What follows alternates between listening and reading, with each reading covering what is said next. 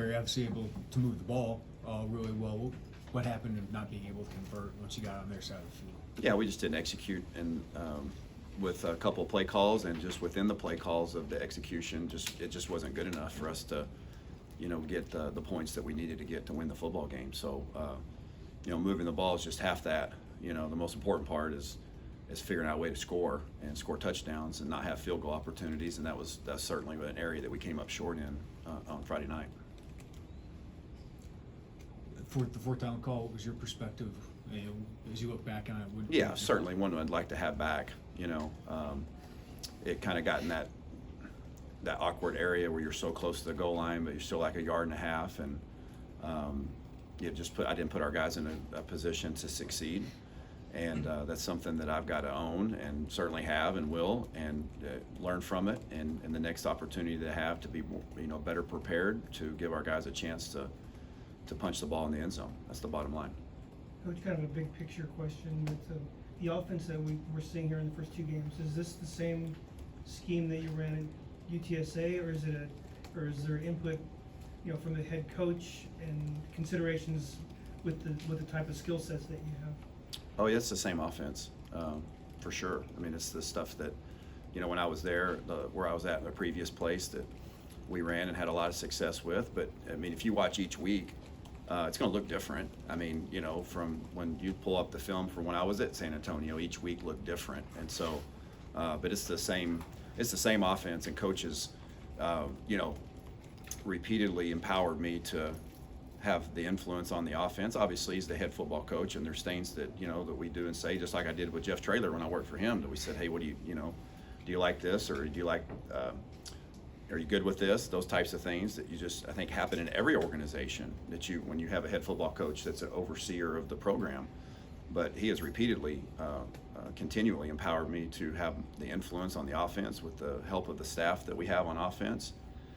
And so, for sure, it's the same one that I had previously done before I came here. Coach, when you have a close loss like that, how do you prevent it from being a hangover type thing for the next game? How do you get it out of the guys' heads and you guys as coaches? Yeah, I mean, you have to flush it, right? I mean, it's part of the game, especially the unique nature of, the hard part about our business and our game is that there is only 12 opportunities. I was a former baseball player myself too, and sometimes you would lose a tough one and you turn right around and played an hour later, and so you had to have a little bit of a quicker flush of that, so to speak. So it can linger if you're not careful, and the heartbreak and the disappointment, I think, that we all felt, every one of us, you just deal with it face to face, and you just, like you do in life with adversity, you just got to deal with it. Can't be an ostrich about it. You got to look at it and say, where I failed, where I came up short, what we did well. There were certainly a lot of things that did go well during the course of the game, and you learn from both of those factors. You watch the film, you talk about the corrections, boom, you're done with it, move on to Virginia. And that's what we've done, and our guys have done a great job of responding to us in that regard. With Julian being a late scratch, what did you see out of the offensive line and how they kind of pieced it together? Well, it was late, and I thought they handled it really well in the big scheme of things. I mean, just for it to happen as late as it did during the course of the week, and for limited amount of practice to adjust, I thought it was really impressive that our guys were able to get up there and we ran the ball as effectively as we did at times, and we had a couple little protection challenges, but we really protected the quarterback overall pretty well from top to bottom, and just a couple schematic things that maybe got us a little bit, but I thought those guys did a pretty admirable job of stepping in on kind of short notice. Coach, have you got a chance to watch the Richmond-Virginia game yet? What do you see about the Virginia defense? Yeah, well, I think, obviously their defensive coordinator has come from Air Force and had a really strong tradition of having some excellent defenses, and so we got a chance to watch that game, not only kind of as it was transpiring, but obviously through the video part of it as well. And so I think you see a very systematic approach to defense that very multiple in a lot of ways. Very, I think, very calculated about being multiple from a defensive perspective. A lot of respect for what they're doing. They'll be going in game 2 in their new system, and so obviously that's a big, usually an area that you really see a lot of improvement and communication, those types of things. I thought they played really good defense the first game. and you can see that they've got some talent. Barry, I know that Chase is your most productive offensive player so far, but have you thought about what you can do to try to better help him get to the finish line of games when he's got 36 carries and your next highest carry I think was like 8? Is that not the balance that you want in your running back room? Yeah, I think that's something that we're certainly that we need to address and talk through and develop a plan there, because especially as he is and as tough as he is in the Big Ten, you're not gonna be able to get away with doing that on the long haul, just from a health standpoint. Nothing catastrophic, but just over the course of time, it's going to be hard to not, that'd be a challenge for him. I know he feels like he's up to it, and he is to a large degree, but we've got to help spread that out a little bit and get other guys involved in that. It certainly wasn't calculated the way that unveiled the other night, but the game was kind of so tight and he had been running so well. I think that's kind of where we all felt like we needed to go, and something we'll look back at once you get detached from the game and say, okay, we got to figure out how to take a little bit off of him here and there as we continue to feature his skill. Was there anything you can pinpoint for the drops that some of the receivers had when you went back on film? Our guys have done a nice job catching the ball, and we hadn't, I think ball placement was I think it was a collective effort. If you just watch the film, you watch the game, you're like, man, we got to make the play. As a coach, you want to give them some strong correction there, to some real clear advice. But at the end of the day, you got to have a little bit better of a throw, and we got to finish the catch on some of those. And that's really what it came down to. Our guys have done a nice job attacking the football, made some tough contested catches, and obviously there's a couple that we could have pulled down as part of the game. Those are part of the mistakes. And you look at the end of the game, like whether it's a mental error or a decision by the quarterback or a play call that you would like back that can affect the game negatively, and we got to all learn from those moments and move forward here and going into week 3. So would you evaluate how Tommy's managing and running your offense so far through 2 Well, games? I think he's doing really well with that. I think the management part of it, I thought one of the things that stuck out to me the other day, I thought I would give him an A+ for his competitiveness in the game the other night. I mean, he we challenged him going into the game that he don't be afraid to use your legs, and I thought he did a phenomenal job competing and giving us a chance there, and then he made some really nice throws and decisions, and there's obviously like every other player that played in that game and every other coach that was participating in the game, there's some things that you would say, man, if we could have just done this, there's no perfect player, there's no perfect coach, but we're striving for that, continually. And so from my perspective, the management, the toughness, the competitiveness, man, was all there, and a lot of the throws were there. And if we could just connect on a couple more of those, it could have been might be the difference in the game, among other things, so I think I really like where he's at. I like the way he's playing.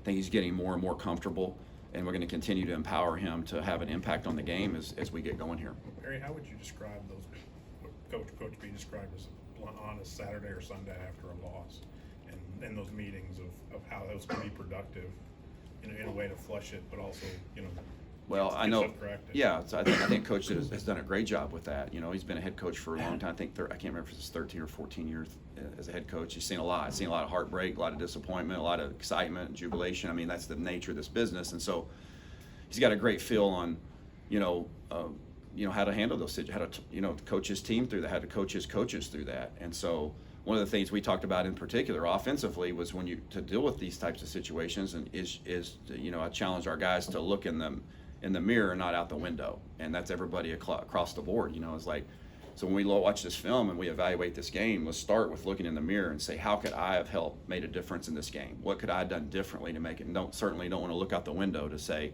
well, if he would have done this, or if that guy would have done that, or if this player would have done that.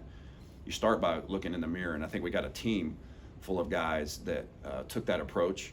I know we have a staff and a coaching staff and a player unit that have just all approached it that way. And I think when you do that, that's when you really grow. And so I've been really appreciative and respectful, or have respected the way our players have gone about doing it, and our staff.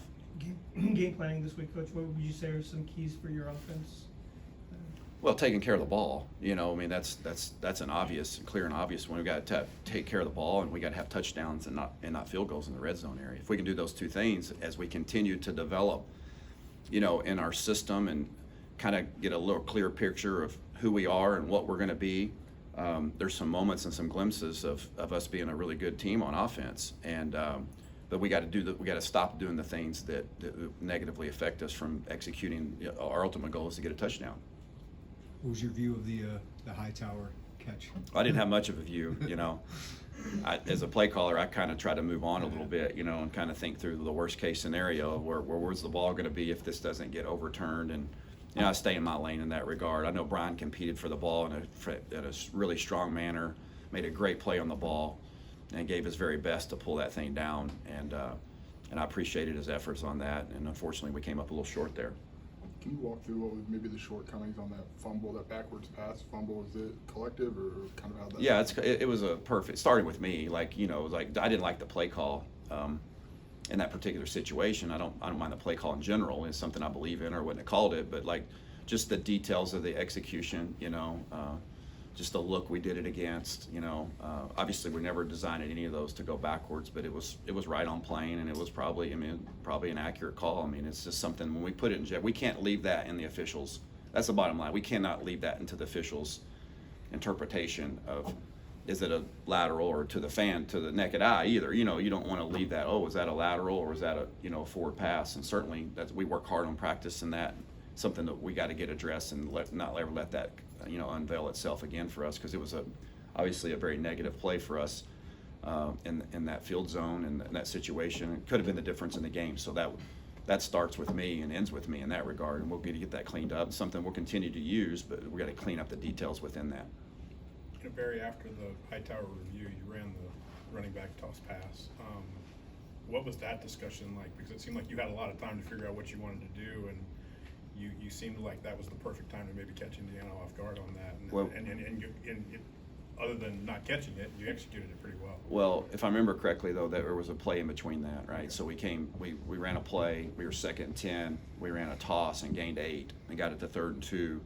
And then based on the response that I'd seen from them on film and off the previous toss, I thought that would be an opportunity to kind of regain that momentum for us that we lost through the review maybe. And, we had practiced and executed in practice, and it got disrupted. If it wouldn't have gotten disrupted, it'd have been a pretty easy one, to be honest with you, because they triggered, and the play just kind of got disheveled. I thought Chase did a great job of giving us an opportunity, and just that little swing of 3 plays there. We left 4 points on the board, and through a red zone failure there, and that's something that could have been the difference. It would have been the difference in the game. And so I think we're all understanding the significance and gravity of those situations, and we're learning from that. And next time we get down there, hopefully we'll do better. Do you feel like you need to get more from the tight end position, Coach? I love the way the tight ends played the other night. As far as just their competitiveness and to their the toughness, and again, we go in the game, and a lot of the passing game stuff, whether it be his first play of the game, Tip got one on a misdirection bootleg, and then there were some other opportunities that within the course of the read that we misconnected on one through Tip through the. I think if we can just execute the ones that present themselves, they're going to give us what we need from that. And there'll be times where there'll be a lot more opportunities for them. There'll be sometimes there'll be less. It's just the way the game flows. It kind of depends on that, but. Primarily for us, the biggest thing they have to do is to continue to operate as an extension of our run game in the C gap. And I thought the other night they did a pretty admirable job in that regard. And as a group that I think we feel pretty good about as we continue to take care of the details there. Last one, practice kind of through the week, kind of working on red zone execution. What do you kind of do and kind of emphasize there when you're kind of working on that for your practice? Well, we watch film and we get a plan on base what we think it presents itself, and practice those looks, and then ultimately the game usually gets in there, and it's usually something to some degree different, the way it is. But so really at the end of the day, it's about your execution, your detail of your assignment, the play. Am I giving our guys a chance with the play call? That's something that obviously we always have to plan and try to think through, and then are we executing with the details that we ask them to do it with? And so, there is no magic formula down there. If there were, I think we would all know it. It is really about, executing, putting your players in a good position, which I got to do a better job of. And I'm confident that we can get that fixed. We've had some really nice execution in the red zone throughout the course of the first 2 games. We've had some nice plays being made. we just got to clean up those ones that we're leaving on the table, and certainly can't turn the ball over in that field zone, whether it's by turnover or on downs, without scoring points. Thanks, guys.